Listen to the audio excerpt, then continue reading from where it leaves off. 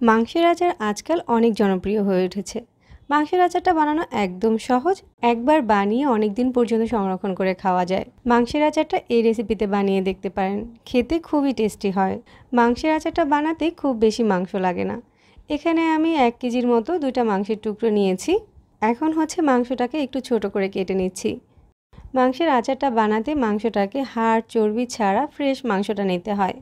এই টুকরোর সাথে যে এক্সট্রা চর্বি রয়েছে ওটাকে কেটে আলাদা করে নিচ্ছি।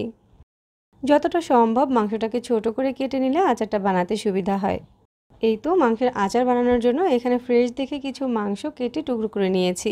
এবার মাংসগুলোকে ধুয়ে পরিষ্কার করে নিচ্ছি। তারপর মাংসের টুকরোগুলোকে একটা কড়াইতে নিয়ে নিয়েছি। এই যে মাংসগুলোকে এরকম ছোট করে কেটে নিয়েছি। এরপর এই মাংসের সাথে 1 কাপের মতো গরুর চর্বি দিয়ে দিচ্ছি।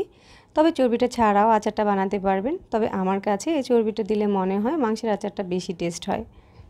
এখন এখানে দিয়ে দিয়েছি 1 টেবিল চামচ রসুন বাটা আর 1 টেবিল চামচ আদা বাটা। 1 চা চামচ দিচ্ছি ধনিয়ার গুঁড়া আর 1 চা চামচ দিচ্ছি ভাজা জিরার গুঁড়া। হাফ চামচ দিচ্ছি হলুদ গুঁড়া আর 1 টেবিল চামচ দিচ্ছি মরিচের গুঁড়া। আচারটা একটু স্পাইসি করে বানাচ্ছি। তারপর এখানে পরিমাণ মতো লবণ দিয়ে দিচ্ছি আর 1 চামচ দিচ্ছি গরম মশলার গুঁড়া। তারপর এখানে দিয়ে দিচ্ছি হাফ কাপ সরিষার তেল। আর তেলটা দেওয়ার পর মাংসের সাথে সব মশলাগুলোকে খুব ভালো করে মেখে নিচ্ছি। মশলার সাথে মাংসটা মাখানোর কাজটা একটু ভালো করে করতে হবে। আর এখানে মাংসের সাথে কোনো রকম পানি দেওয়া যাবে না। এবার মাংসের পাত্রটাকে ঢাকনা দিয়ে ঢেকে চুলাতে বসিয়ে দিচ্ছি। চুলার আঁচটাকে অল্প করে দিয়ে ঢাকনা দিয়ে ঢেকে কিছুক্ষণ জাল করলেই দেখা যাবে চারপাশ থেকে মাংস থেকে এমনিতেই পানি উঠছে। সব কিছু একসাথে একটু নেড়েচেড়ে মিশিয়ে দিয়ে আবারও ঢাকনা দিয়ে ঢেকে দিচ্ছি। তো মিডিয়াম আঁচে মাংসগুলোকে কিছুক্ষণ জাল করার পর দেখা যাচ্ছে মাংস থেকে কিন্তু বেশ কিছুটা পানি ছেড়ে দিয়েছে। আর এই পানিটা দিয়েই কিন্তু মাংসটাকে পুরোপুরি সিদ্ধ করে নিতে হবে। চুলার আঁচটা ওই পর্যায়ে একদম মিডিয়ামে রাখতে হবে। মাংস থেকে বের হওয়া ঝোলটা টানতে টানতেই দেখা যাচ্ছে মাংসটা খুব ভালো সিদ্ধ হয়ে গিয়েছে। মাংসের ঝোল যখন এরকম ভিজা ভিজা থাকবে তখনই মাংসটাকে চুলা থেকে নামিয়ে নিতে হবে। এখন আচারের জন্য বাগারটা রেডি করে নিব। চুলায় আবার একটা ফ্রাই প্যান বসিয়ে এখানে হাফ কাপের মতো সরিষার তেল দিয়ে দিচ্ছি।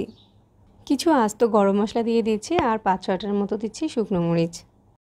তারপর এখানে রসুন কুচি আর আদা কুচি দিয়ে দিলাম। এগুলোকে নেড়ে চেড়ে হালকা করে একটু ভেজে নিতে হবে। এরপর এখানে 1 চামচের মতো পাঁচফোড়ন দিয়ে দিচ্ছি। পাঁচফোড়নটা তেলের ভিতরে দেওয়ার পর খুব বেশিক্ষণ না ভেজেই মাংসটাকে এই তেলের ভিতরে ঢেলে দিচ্ছি। আচার বানাতে এই পর্যায়ে আর কিছুই করতে হবে না। চুলার আঁচটাকে লো করে দিয়ে আস্তে আস্তে জাল করে যেতে হবে।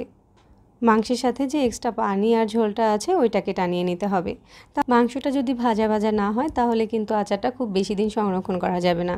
আর মাংসটা ভাজা ভাজা হলে তেলে ডুবিয়ে এই আচারটাকে অনেক দিন পর্যন্ত সংরক্ষণ করতে পারবেন। যারা দেশের বাইরে মাংস পাঠাতে চান তারা কিন্তু এভাবে মাংসের আচার বানিয়ে পাঠাতে পারেন। তবে বাইরে পাঠালে প্রথম অবস্থাতে তেলের পরিমাণটা একটু কম দিবেন, পরে গিয়ে সরিষার তেল অ্যাড করে নিলেই হয়ে যাবে।